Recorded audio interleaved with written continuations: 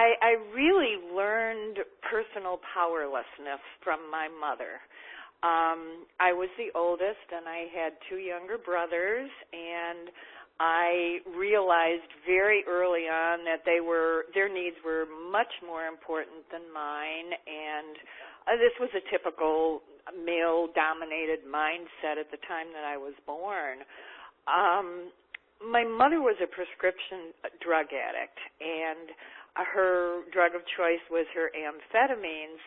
And the funny part is, I knew something was wrong when I was growing up, but I really didn't know what it was. And it wasn't until I was in my 20s and I attended what is called a family sculpture that a lot of treatment centers have, that I realized what was really going on. But what I find humorous today is that for probably 15 or 16 years of my growing up, my dad used to say, "Oh, she's going through the change. Just disregard her, she's going through the change." And that was his reason for why she acted as bizarre as she did. There were a lot. I became what is known as the hero child, or the caretaker, and I was the one who pretty much took care of both of my parents' emotional needs when I was a little kid. I remember my mother would sit on the basement stairs and be crying and refuse to talk to my dad, and I would go there and put my arm around her and convince her that she needed to make up with my dad. Today I realize that's a very heavy burden to be placing on a 6 or a 7-year-old. Not that they placed it on me, it was something that I chose to do. And today when I hear somebody saying, "Isn't she just a brave little girl, she just takes care of things. She's only 8 years old, but she really handles things in the family very well." That's a very dangerous sign. That is a definite sign that there is a problem going on in the family.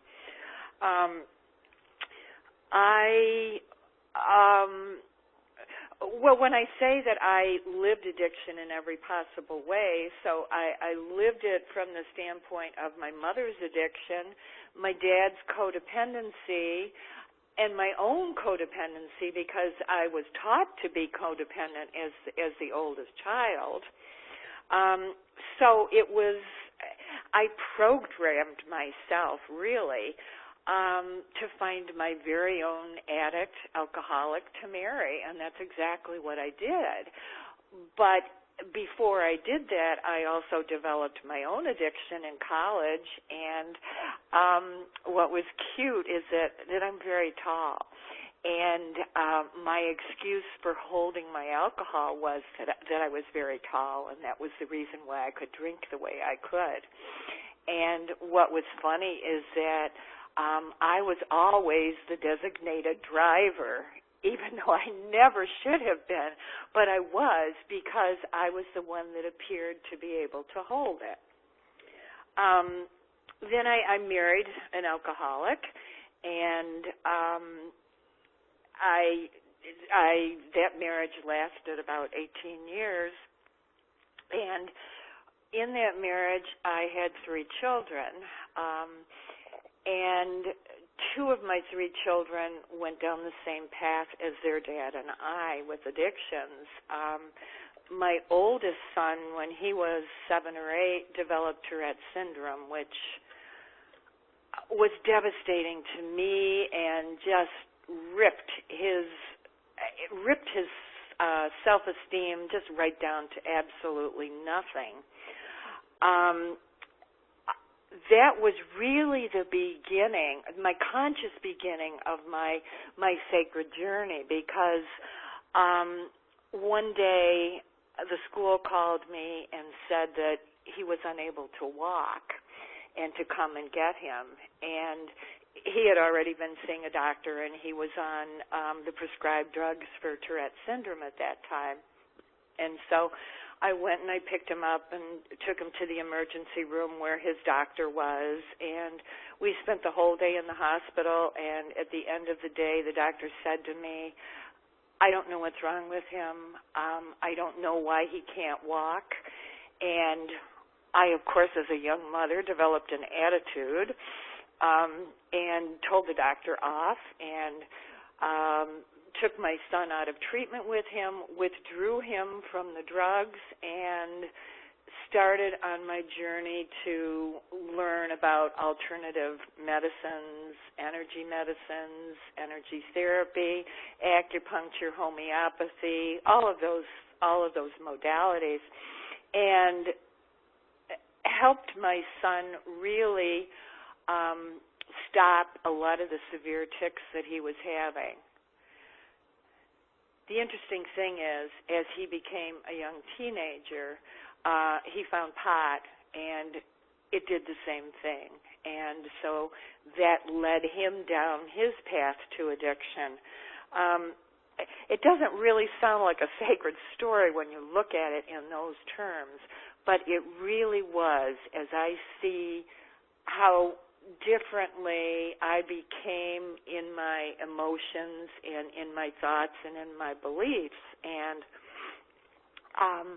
I was going to, at that time, I had already gone through my divorce and was I attempted to attend AA, and at that time it did not work for me because it was a smoke-filled room with macho males.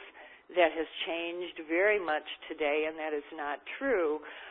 So I found my early recovery in Al-Anon, and as I continued in that program, realized that I could pretty much go no further, and I branched off into a variety of spiritual practices and learning different spiritual modalities through books, etc.